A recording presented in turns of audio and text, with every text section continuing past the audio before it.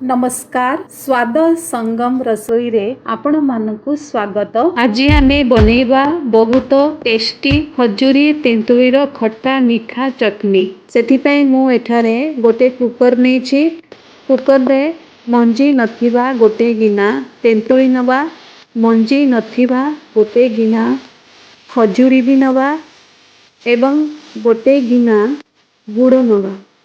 तापरे कुकर रे गोटे ग्लास पानी दे कुकर ढांकुनी बंद कर दबा। मीडियम फ्लेम रे चारिटा व्हिसिल आसीबा पर्यंत एहा को आमे सिजेई नबा। एठारे चारिटा व्हिसिल होई सारिछि। गैस को बंद कर दबा एवं कुकर रा प्रेशर रिलीज हेबा पर्यंत एहा को छाडी देबा। एपटे आमे गोटे मसला तयारी करिबा। सेथि पय गोटे मिक्सर जार नबा। एथिरे गोटे चामच पान महुरी देइछि, गोटे चामच जीरा देइछि एवं दुईटी सुखिला लंका भी देइछि। आपण चाहिए आउ गोटे लंका भी एथिरे पकेई परिबे। 3 रु 4टी गोलमरीच भी पकेई परिबे। मु एठारे गोलमरीच पकेइनी। एहा को आमे मिक्सर ग्राइंडर रे दरदरा करी ग्राइंड करिनबा। आपण चाहिए एही मसलार क्वांटिटी को टिके बढ़ेई परिबे किंबा अल्प किछि कमेई भी परिबे।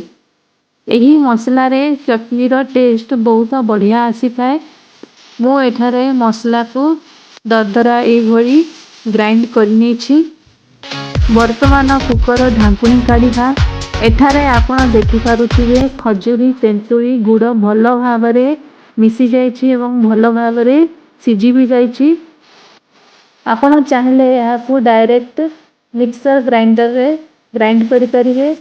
मु एठारे गोटे बासन नेछि। बासन उपरे गोटे छणा रखिबी एवं तेंतुळी खजूरी गुड़र मिश्रण को अल्प किछि पकेई भल भाबरे छाणी नेबी।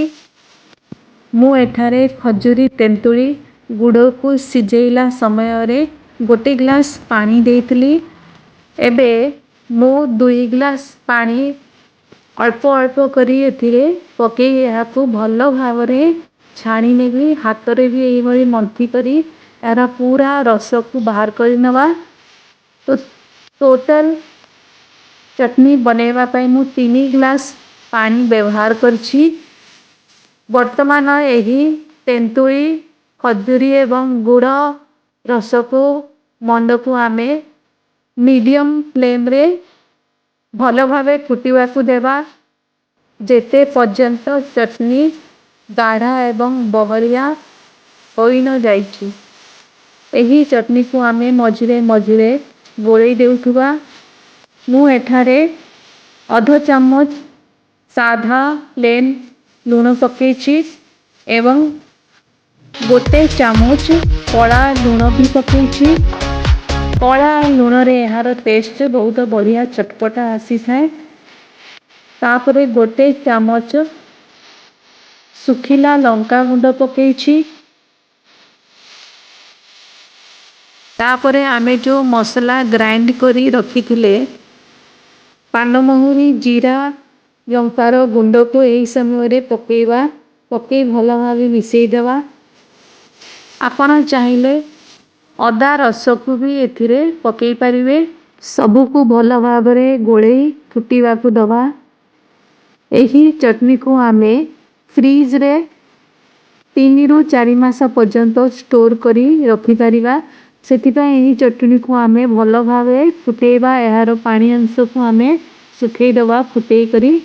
तो एठारे आपण देखि पारुथिबे एही चटनी हमरो केते बढ़िया फुटुची। एही चटनी को वर्तमान मीडियम हाई फ्लेम रे 10 मिनिट पर्यंत एपट सेपट गोळेई करी एहा को आमे भल भाबे सिझेई नबा। वर्तमान चटनी हमरो बहुत गाढ़ा बहरिया होई जाइछि। ठंडा होई सारला परे एही चटनी आउरी बहरिया होई जिवो। सेति पय एबे आमे गैस को बंद कर दबा एवं चटनी को ठंडा हेबा को छाडी देबा।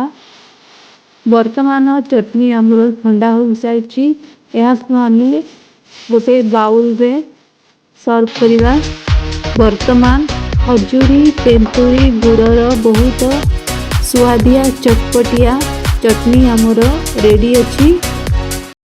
जदि आपण मानकु रेसिपी पसंद आसिला ताहाले वीडियो को लाइक आउ शेयर करंतु चैनल को सब्सक्राइब करंतु।